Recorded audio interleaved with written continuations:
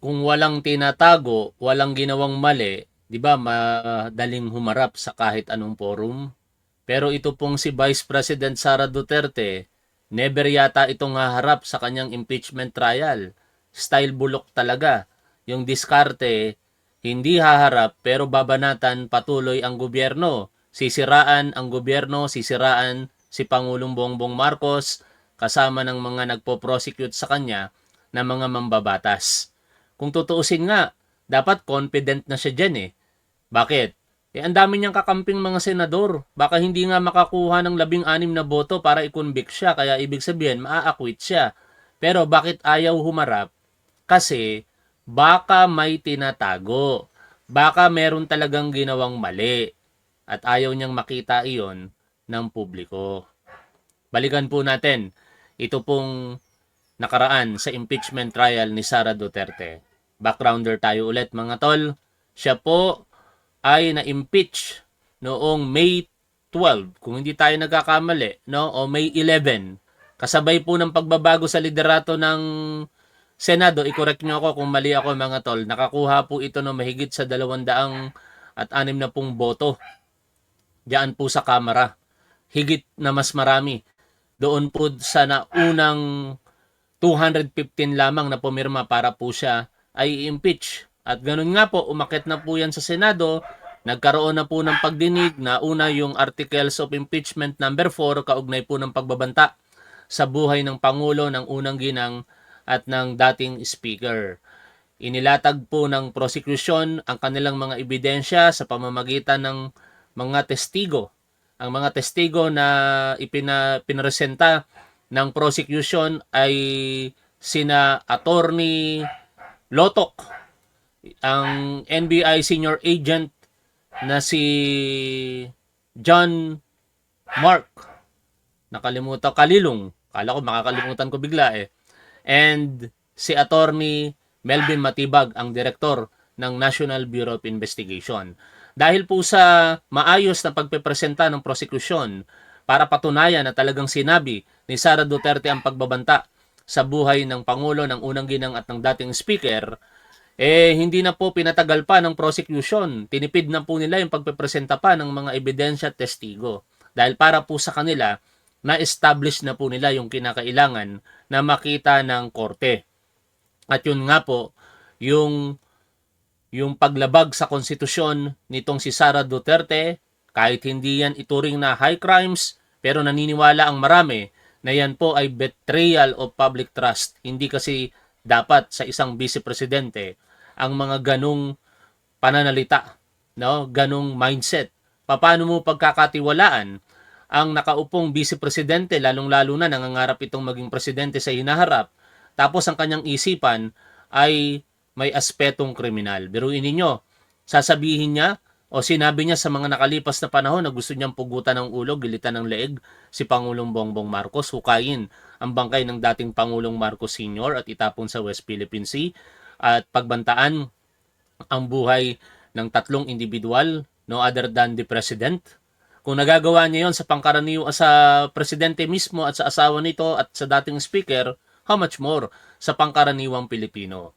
Baka higit pa ang gawin nito mga tol kapag ka ito'y naging presidente kumpara sa ginawa ng kanyang ama na ngayon pinagbabayaran ang kanyang mga nagawa dahil siya'y nakakulong na ngayon at nililitis diyan po sa International Criminal Court.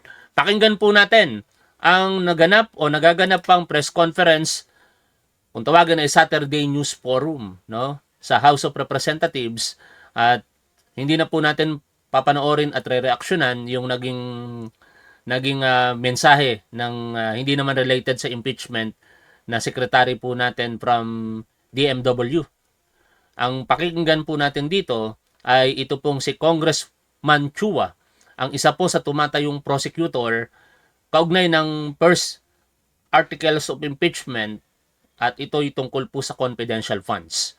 Panoorin, pakinggan, reaksyonan po natin ang pahayag dito ni Congressman Joel Chua. Yan. Ay magandang umaga po sa inyong lahat. Nung Wednesday po ay nasaksihan po natin yung pagpapalit po ng article po dito po sa impeachment court from Article 4, which is yung grave threat. Natapos na po yun, kaya tayo po ay tumungo na sa panibagong usapin, which is yung Article 1, confidential fund. At noong Wednesday po, ang una po naming dalawang testigo na ipinresenta ay yung dalawang testigo na naging department manager or branch manager ng dalawang land bank branches. Yung isa sa land bank branch, Shaw Boulevard, doon po kung saan winidraw ang apat na 125 million na confidential fund ng Office of the Vice President. At doon naman po sa land bank DepEd branch, dito naman po ay winidraw yung tatlong 37.5 million. Dito po napatunayan po natin unang-una yung pondo. Maraming salamat po sa Jewels. Ano ba yan? Mga Jewels na yung gold coin. Thank you po.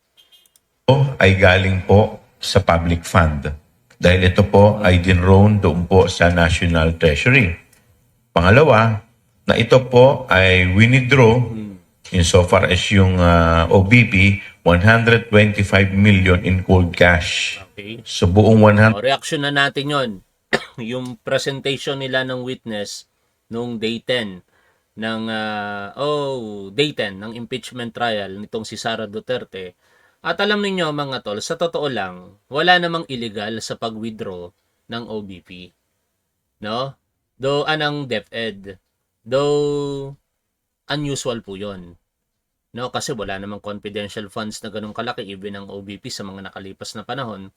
Tapos biglang makaka-encounter ang land bank ng ganung kalaking halaga, 125 million pesos, withdrawn in just one day. No? Cold cash. Sa apat na sports bag ba o duffel bag yung ginamit na termino ng testigo. Kaya sa puntong iyon, hindi na rin po yun kinross-examine ng depensa kasi hindi naman nila tinatanggi na merong withdrawal. Kaya wala pong illegal doon, pero ang dapat nating antabayanan sa mga susunod na trial nitong si Sara Duterte ay kung paano na po yon ginasta. Saan napunta yung pera ng taong bayan? Ito ba'y nagamit talaga as confidential funds? O totoo yung mga sinasabi di umano nitong nagpapakilalang bagman ni Sara Duterte na si Ramil Madriaga? Malalaman natin lahat yan kapag naisalang na si Ramil Madriaga at syempre babalansihin din natin for the sake of fairness yung mga ebidensya namang ilalatag ng depensa nitong si Sara Duterte. 125 million, apat na beses winidraw. At dito naman po sa DepEd, 3 beses na worth 37.5 million ay winidraw in cold cash. So ang mga nag-withdraw po sa OBP, si Miss Gina Acosta, kasama si Limuel Ortonio, doon naman po bilang Special Disbursing Officer. At dito naman po sa DepEd, si Mr. Edward Fajarda bilang Special Disbursing Officer. So dito nasaksihan din natin yung mga naglabas sa mga salita na unusual, suspicious. So yun po yung mga naging matunog na kataga na nabanggit po during the time na nagtatanong po ang ating mga senador. So by Monday, magtutuloy na naman po yung ating usapin or dito sa impeachment trial at meron na po tayong 3 sinampina. Ito pong 3 to, 2 po ay galing po sa COA at yung isa naman po sa archive. So yung 2 COA, yung isa po dating state auditor at yung isa po yung kasalukuyang state auditor ng COA. Maraming salamat po. Again, napatunayan na nag-withdraw. Ang winidraw pera ng gobyerno. Pangatlong napatunayan, unusual, yung paraan ng pagkakakuha ng perang cash. So ano po ang kasunod na patutunayan? Tumalon na po ako sa kasunod na tanong. Kinakailangan bang mapatunayan nilustay pa nung pinagkabutan ng pera? O sapat na mapatunayang hindi sila nakapagbigay ng paliwanag kung paano ginastos yung perang yon para ika nga ng mga tambay sa kanto ay swak sa balde. Yung susunod po na magte-testify, ito po yung OWA, ito po yung sumuri ng confidential fund kung saan po ginamit. So, dito po, titingnan natin kung yung paggamit po ay nasa tama ayon sa circular, sa joint circular. Kaya mga tol, kung tutusin, walang dapat ikatakot dito si Sara Duterte o mga supporter niya eh. Kasi ganun lang naman kasimple ito. No? Ikaw nalalagay ka na sa alanganin. Nako-question na yung integridad mo. Kahit sabihin mong confidential pa yan, pwede na mo na yung i-disclose. After all, impeachment trial po ito eh. No? Kailangan at least mapatunayan man lang, hindi mo man sabihin yung tunay na pangalan ng tao, at least meron kang records para doon sa at least aliases ng mga tao na yan na verifiable. No? Ang problema, nagbigay sila ng mga alias like Mary Grace Piatos o kung sino-sino pang mga pangalan, pero parang hindi po kayang i-verify. Wala silang maidahilan kung hindi confidential, delikado raw for safety and security. Pero other than that, wala na. Yon ang hinahanap ngayon dito ng taong bayan. No? Sabi ng mga supporter ni Sara Duterte, bakit yung pinagpupukusan yan? 125 million pesos lang.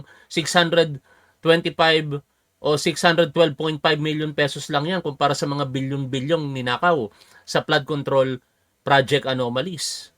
Kahit gaano kaliit ang halaga na yan, kung merong irregularidad na ginawa ang Vice Presidente, dapat malaman nyo ng tao. Kung wala, dapat din malaman ng tao. Same with those billions involved sa flood control project anomalies. Ang pinagkaiba lamang, dito hindi pa nakakasuhan ng kriminal si Sara Duterte. Pero yung maraming mga sangkot sa flood control project anomalies, nakakulong na nga yung iba. Marami na sa kanilang nakakulong. Pero bakit ba hindi sinasampahan ng kaso si Sara Duterte ng kriminal sa ngayon? Kasi pinaprioritize muna yung impeachment.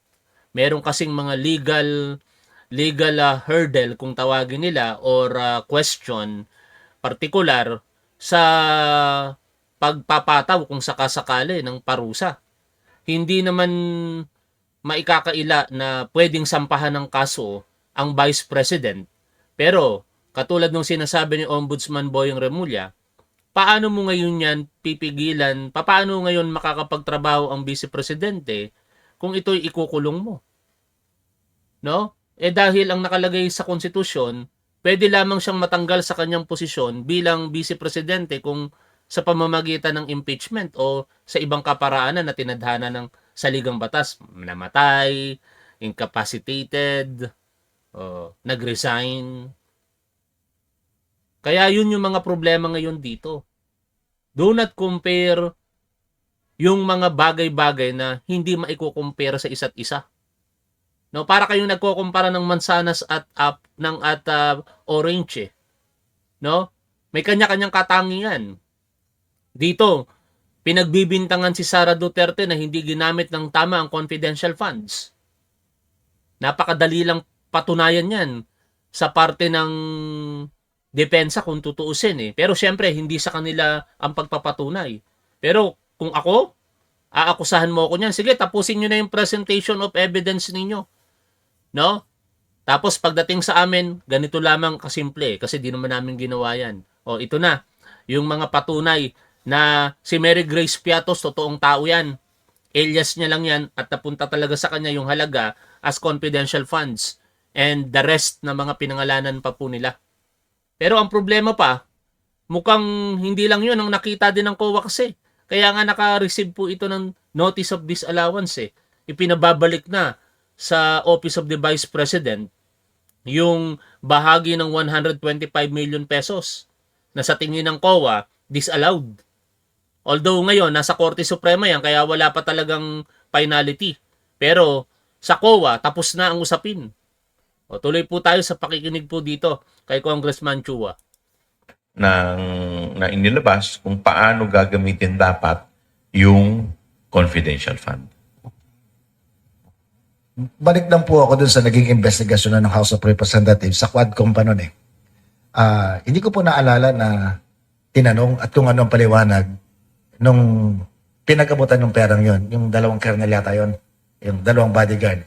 Yun po ba'y kinakailangan pang mapatunayan o kailangan pang ipatawag yung dalawang yon kung saan ginastos ang pera o no need na ipatawag pa yung mga sa impeachment?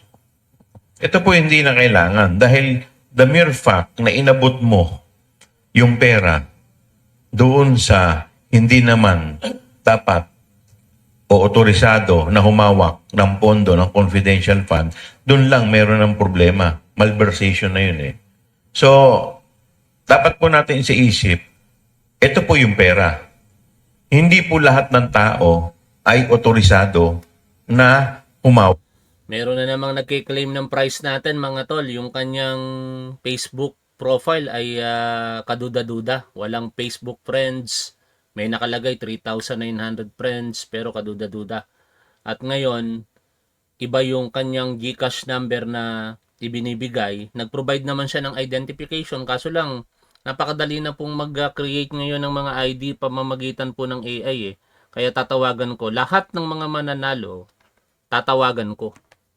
Kung kinakailangan mag-messenger tayo, magme-messenger tayo para lamang ma-verify ko yung identity ninyo. Ayoko nung niloloko ako. Sa mga mananalo po dito, salamat sa inyo. Pero kayong mga scammer, tama ng isang beses na naloko nyo ko. No? Ayoko na magtiwala pa. Tuloy po tayo sa pakikinig po dito. Hawak netong pera. Much more, yung kabuuan, ibibigay mo ng buo doon sa taong yon. Kaya nga po meron tayong SDO. Pag sinabi mong SDO, Special Disbursing Officer, siya ang may tangan. Siya ang may pananagutan. Ang may pananagutan po niyan, yung head ng agency at saka yung SDO. Sila lamang po ang may pananagutan kung paano ito gastusin at dapat ito magastos ayon sa purpose kung saan ito binigay. Which is, ito nga po, confidential fund, pagkakalap ng mga impormasyon. So, yun po yung mga susunod na bubusisiin po ng ating, at ipipresenta po natin na ebidensya sa impeachment court. So, Kong Chua, parang nakakaingit ang trabaho nyo. Napakadali. Napatunayan niya kinuha ang pera ng gobyerno at napatunayan na wala. Di ba? Di pa sa kasunod, patutunayan yung nawala. So pag napatunayan yung nawala, hindi na kailangan yung hanapin o patunayan kung saan napunta. Ito po, ganito lang po natin ito yung may hahambing eh. Kung maalala ninyo yung fertilizer scam. May pondo. Yung fertilizer, yung programa ng fertilizer ng gobyerno, magandang programa po yan. Talaga namang kinakailangan na meron talagang programa para sa ating mga patanim. Pero pag ito po naglabas ng pondo at hindi po makita kung saan ginamit, parang ghost fertilizer. So ganun din po dito. Ito po may purpose. Kaya po ito binigay, may purpose, dapat magamit po sa purpose. Ngayon, pag hindi mapatunayan kung nasaan na yung mga tao, o doon po may problema. Kung kanino pinag-abutan, kung sino yung mga dapat, yun po, doon po nagkakaroon ng problema kung paano ginamit. Kaya, wala pa po tayong sinasabi, wala pa po tayong hinuhusgahan. Yun po ay obligasyon namin na mapatunayan pa. Kaya po sa susunod po, kami po ay magpipresenta ng mga testigo at mga ebidensya para patunayan kung meron man po na pagkukulang. Sige po. Tanong bata po. Yung po bang mga testigo at yung pang testigo nyo ipipresent at mga ebidensyang ipapakita, yung po ba ay maituturing pa rin napaka one-sided para sa prosecution? Well, kami Ano yun? Patama kay Senator Robin Padilla. Nagtatawanan sila eh. No? Kasi bakit may ganong tanong? Malamang sa malamang mga tol, sarcasm po yun eh. Bakit? Si Robin Padilla kasi, yung tumindig dyan sa impeachment court at sinabihan, ang prosecution sa harapan niya noon ay si Congresswoman Gerbel Lovistro na hindi dapat one-sided ang prosecution. No? Saan ka naman nakakita ng ang prosecution hindi pwedeng one-sided, nor the defense. Ang hindi dapat one-sided, dapat fair, impartial, ang senator judge, katulad mo, Senator Robin Padilla.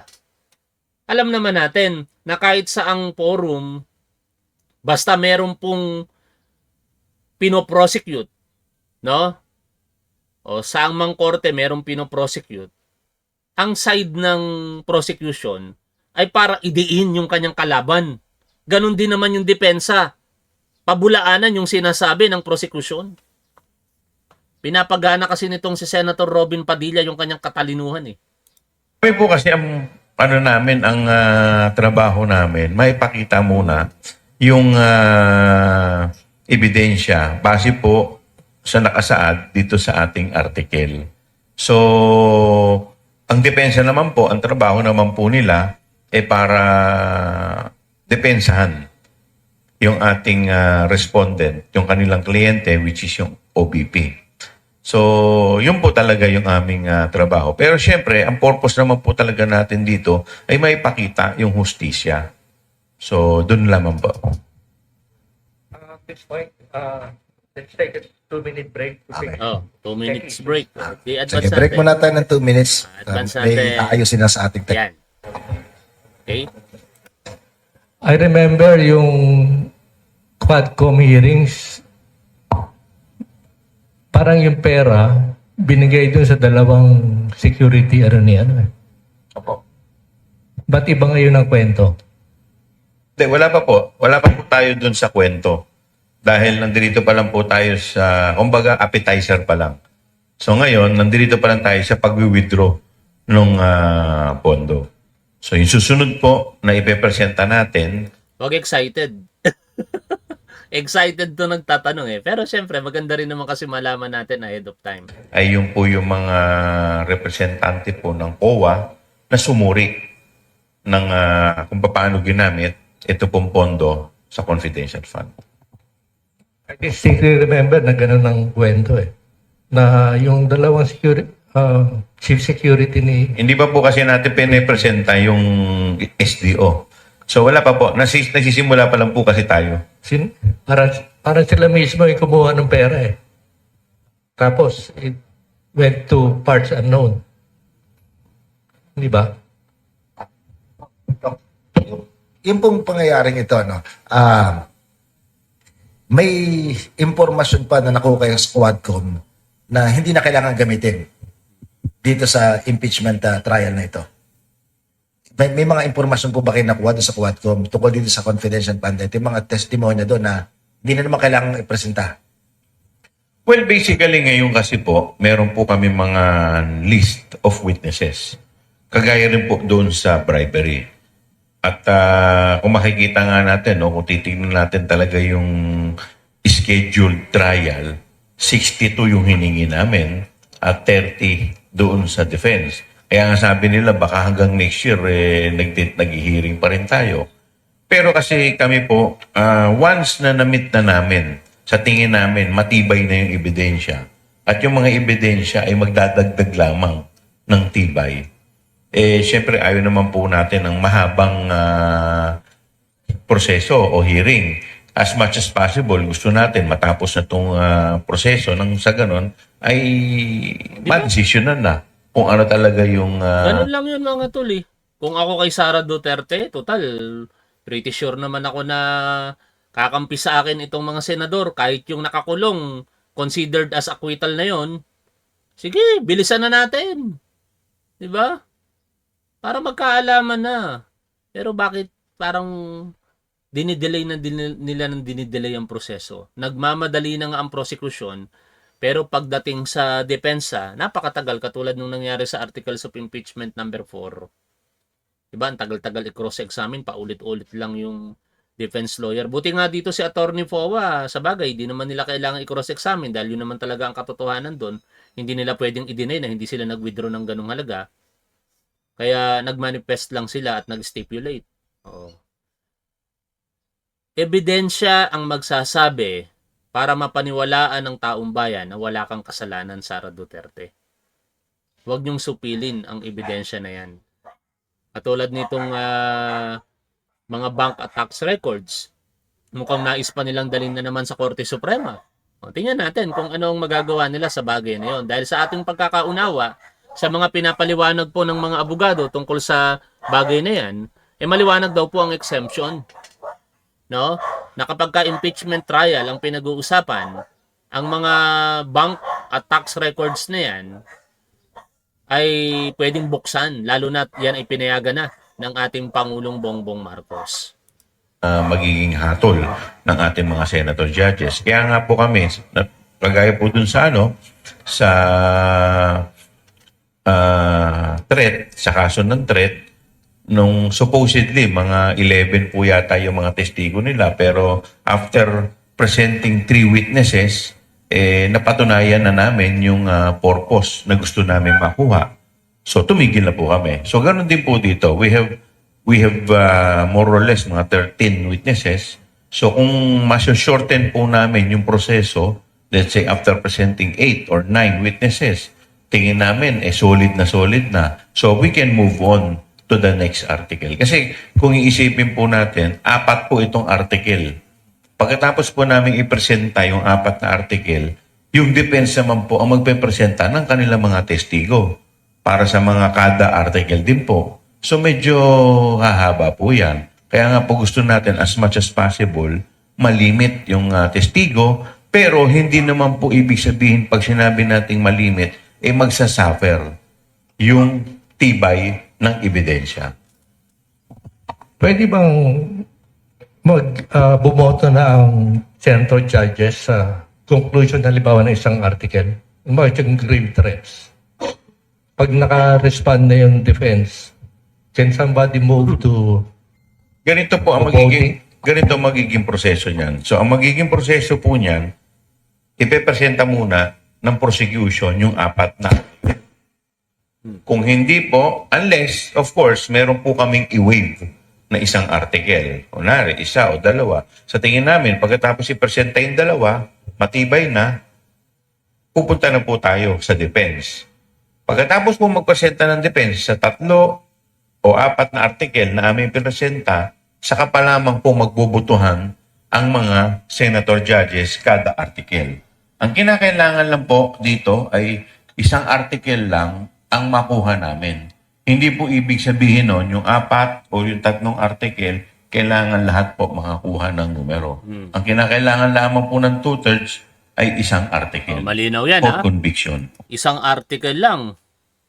Kung sa totoo lamang yung mga senator judges impartial at magbabase sa ebidensya, naniniwala akong sapat na yung articles of impeachment number 4 Yung grave threat na ginawa ni Sara Duterte para po siya i-convict. Hindi na kailangan itong mga confidential funds na ito. Itong mga tagong yaman di umano niya.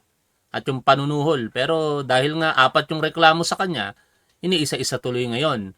Diyan po sa impeachment court. Kayo po ay nasa profession ng accountancy. Ang tanong po sa inyo, paano patutunayan ng kwento o paano pabubulaanan ng kwento o ng kung sino man testigo yung mga ipinresenta yung impormasyon na nasusulat. Nasusulat na winidraw sa bangko. Nasusulat na disburse. Nasusulat sa COA na may nilabag ng mga patakaran. Nasusulat na tinanggap yung pera ng hindi otorisadong tao. Anong kwento ang pwedeng bumali sa mga bagay na itong nasusulat? Well, siguro mas maganda antayin natin yung defense. Dahil kung Yung tanong niya pang defense.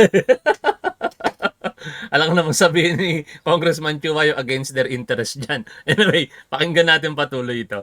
meron man tayong nasa isip, baka mami, hindi nila naisip eh. Pero anyway, Yun nga yung pinupunto natin. Anong klase namang tanong yan ng reporter? Parang tinuruan mo pa yung depensa sa gagawin nilang pagdepensa kay Sara Duterte. Siyempre, ganito yan Pag prosecution ka, alam mo yung weakness ng iyong kaso. Pag sinabi niya dyan tinuruan niya pa yung depensa. Nakakatawa naman tong tanong nitong reporter. yan po kasi trabaho po yan ng defense. So, basta't kami, ang trabaho namin, ilatag yung ebidensya, kada artikulo, ng maayos na maiintindihan ng ating mga senator judges at maiintindihan din ng publiko. Sa bagay, baka nagde-devil's advocate lang itong reporter. Alam niya naman siguro yun, ano? Kasi baka naman lumabas na hinahamak natin siya, hindi po ganun, ano? Natatawa lang ako dahil ganun. Si Congressman Chua nga natawa din sa tanong, eh. Thank you. Kung yung kanina nababanggit niyo yung COA, alam natin merong standing na kautusan yung COA para maibalik yung mga salapi na napapaloob doon sa notice of disallowance. Without going into details, naintindihan naman natin yung limitasyon ninyo. Gaano ka-importante ito doon sa artikulo na inuusig ninyo in terms of para sa pagtitibay ng kasong ito? Well, ito, general na lang po yung aking paliwanag, not in particular dito. The fact na nagkaroon ng notice of disallowance, ibig sabihin may problema na yung paggamit. Di po ba? So, kadalasan, ang susunod niyan, ipababalik sa iyo yung pera. O ngayon, eto ang tanong, pag binalik mo, Sabi ni Randy Millan, dapat mag-inhibit na lang si Padilla at magkapatid na Kawataan. Actually, kung may kukusa sila, no? Kung may kusa sila kasi yun ang problema eh. Talagang obvious na yung pagiging bias ng tatlo na yan. At wala na talagang tiwala ang taong bayan eh sa impeachment court pag ang pinag-uusapan yung mga senator judges na yan. Alam na natin ang boto eh. No? Kaya ako sa totoo lang mga tol, maraming nagsasabi sa akin wag akong maging negatibo, pero hindi ko maiwasan kasi doon ako sa realidad eh. Alam na alam ko na kahit gaano kalakas ang ebidensya, yun ang nakikita ko sa mga senator judges na yan, na ang direksyon lamang po nilang titingnan ay acquittal kay Sara Duterte no matter what, no? Kahit gaano kalakas ang ebidensya. paano ka makapagbalik ng 125 million? Apat po to. Ang pinag-uusapan po natin dito, hindi barya. 612.5 million. Mahigit kalahating bilyon peso ang pinag-uusapan po natin. So pagka ibabalik mo, paano po, saan po huhugot ng ganong kalaki? Mas lalo na magkakaroon ng question. Saan nanggaling yung ganito kalaking pera? Follow up lang doon sa topic po na ito. Ito po ba ay indikasyon ng, again, without going into details, indikasyon ba ito ng guilt? Guilt. Details. At ganito na lang po. Halimbawa po, para hindi yung detalye Mahirap sagutin yun. Ano? Without going to details. Tinatanong mo kung indikasyon ng guilt. Paano mo mai-establish ang indications ng guilt kung hindi mo i-detalye yung mga pamantayan ng ebidensya? At talagang ang mga ganong question mga tol, hindi kayang sagutin ng prosecution. Kasi meron tinatawag na sub judice.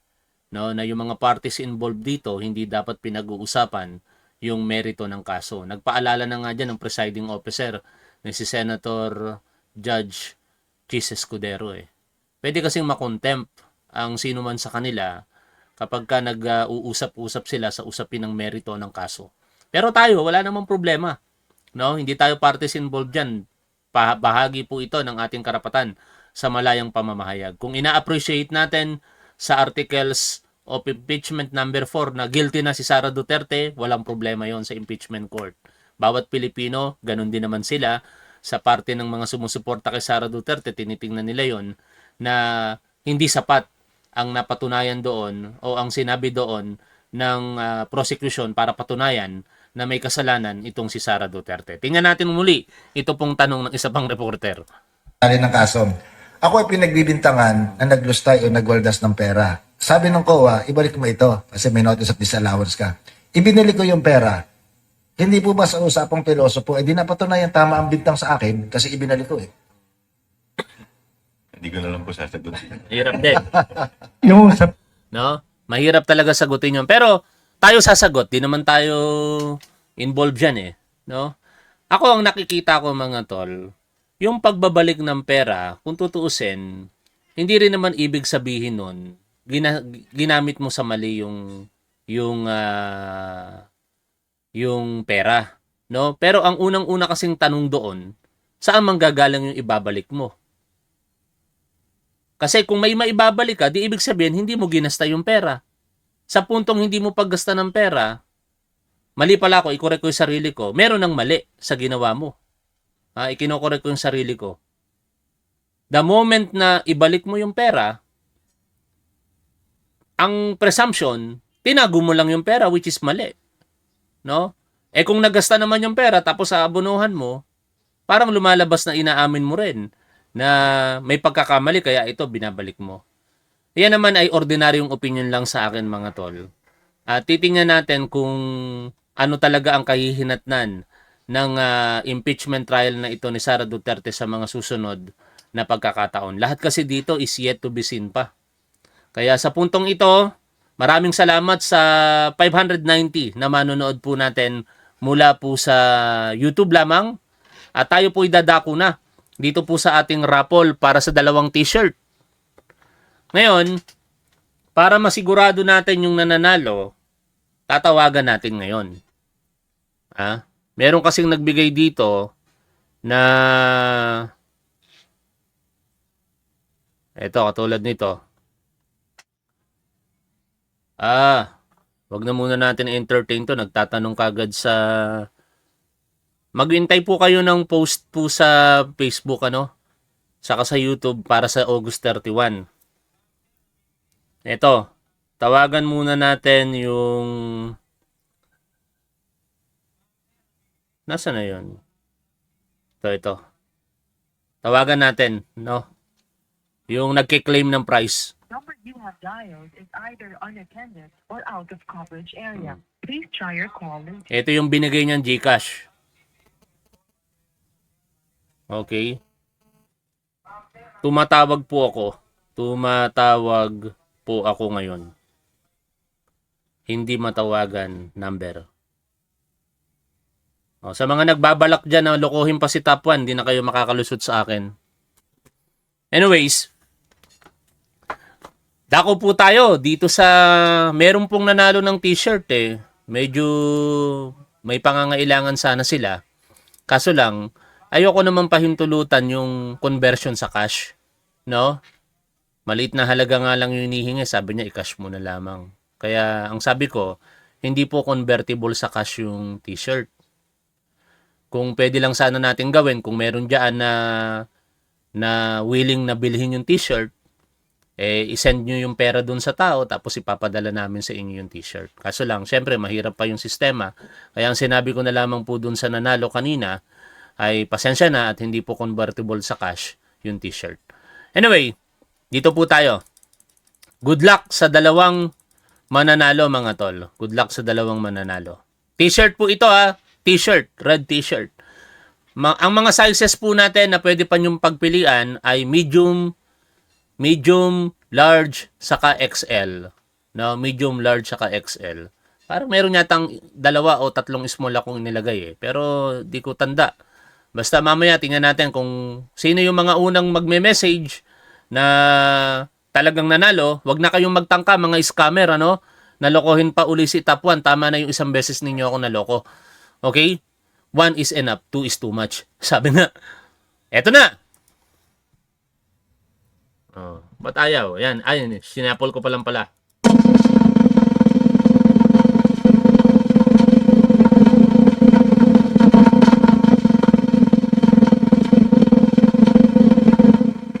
Denise Apable. Ayan, nanalo po kayo ng t-shirt ni Top 1. Denise Apable. Ikalawa, shuffle natin. Okay?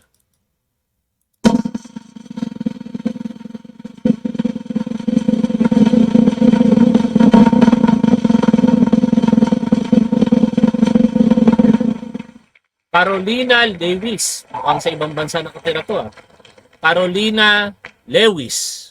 Congratulations po. Top 1 t-shirt po na panalunan ninyo. Maraming salamat mga tol. Hanggang dito na lamang muna. Lagi po nating tandaan kung ano ang tama at dapat doon po tayo. Keep safe. See you always. Bye for now mga tol.